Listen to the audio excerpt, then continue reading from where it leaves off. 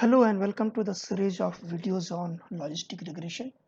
So this is the fifth video of this series. So what all we have before I proceed, what all we have discussed, I just wanted to have a recap into it.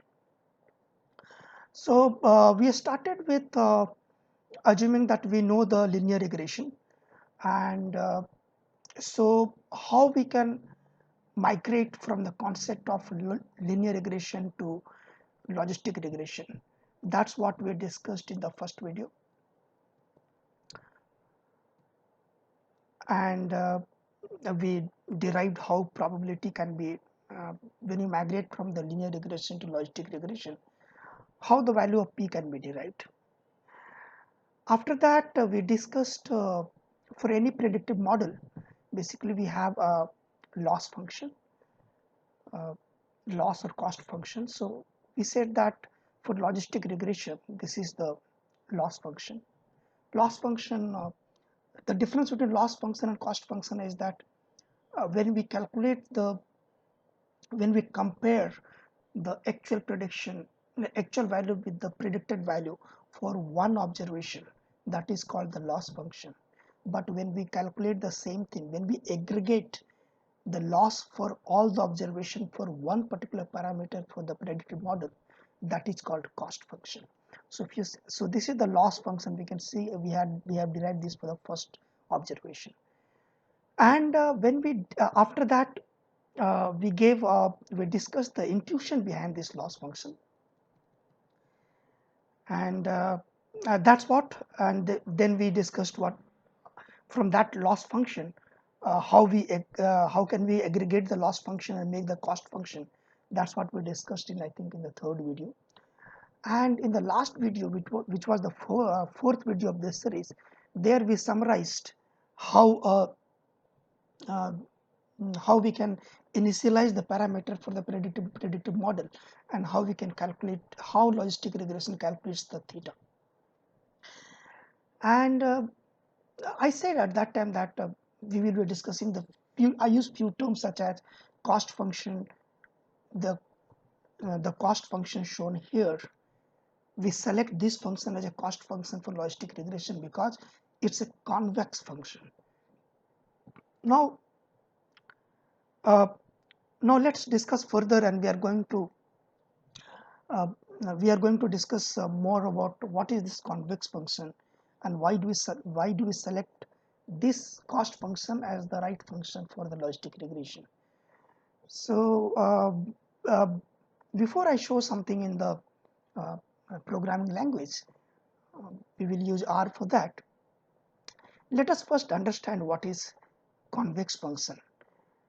And if we recall what I said, that we initialize the value of theta, we calculate the cost function by this formula. And I said that for the different values of theta, the shape of this cost function will be convex, and that's why we use this cost function for the logistic regression. So what is the cost function? So here the two variables are the parameter theta and the value of cost at different value of the thetas. So this is just a freehand drawing what I have done. So in x-axis we have different value of theta, and in y-axis we have the cost at particular theta. So we say that if we follow this formula to calculate the cost, the shape of this cost function will be convex. So x is on theta is on x, and y contains the cost. So the shape of the cost function will be something like this, convex. But another question is that why do we need a convex function for the predictive model? The one one important property of the convex function is that if we apply a proper algorithm, wherever we start, we don't know the actual theta, and we have to find the theta where the cost is minimum. That means we have to find this value. At this value, the cost is minimum, we can see, right? There is another technique called gradient descent. We will discuss that also later, but just let us keep it in mind that by using gradient descent, wherever we start, wherever we initialize the theta, we initialize it here, here, anywhere. If the function is convex, by using the gradient descent, we will be able to reach to this point. That is why that is why the convex cost function is preferred. What is the other option we have?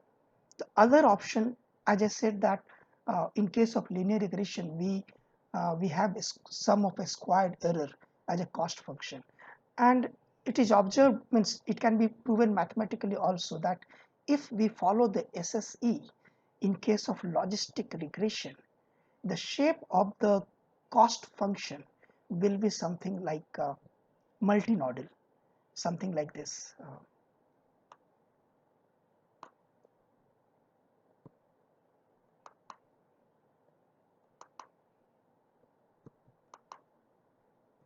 Something like this. Now see, if we initialize our theta, assume here, by using the gradient descent, we will stop at this point. Whereas we have to reach to this point, because this is the least, at this value of theta, the cost is less. But if by mistake we initialize our theta here, gradient descent will stop at this point. And that is why we do not use multi-nodal cost functions. We use convex function. In another word, let me just clarify one more term here. There is another term called global minima and local minima. Now, if we take this function, the minimum value is at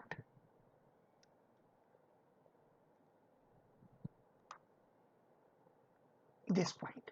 So this is the global minima. Similarly, for multi-nodal function, the global minima is this. But in case of this kind of cost function, there are multiple minima. One is this minima and another is this minima value. So in case of this kind of cost function, because we have multiple local minima, it may happen that gradient descent algorithm will not reach to the global minima. Whereas in case of convex function, the global minima and the local minima is always the same point. So it's assured that if we use gradient descent in case of a convex cost function, we will reach to the global minima. And that is why in the predictive modeling technique, where we have to estimate the parameter for the model, a convex cost function is required, so that we should be sure that wherever we initialize the value of theta, we should be able to reach to the global minima. So with this, I think we have got a good idea of what is the convex function, what is global minima, what is local minima. In the next video, we are going to take real life data, and we are going to show that if we use this cost function,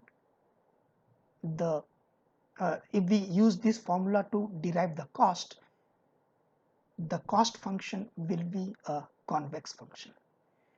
So thanks a lot for watching. Please follow my next video of this series. Thank you.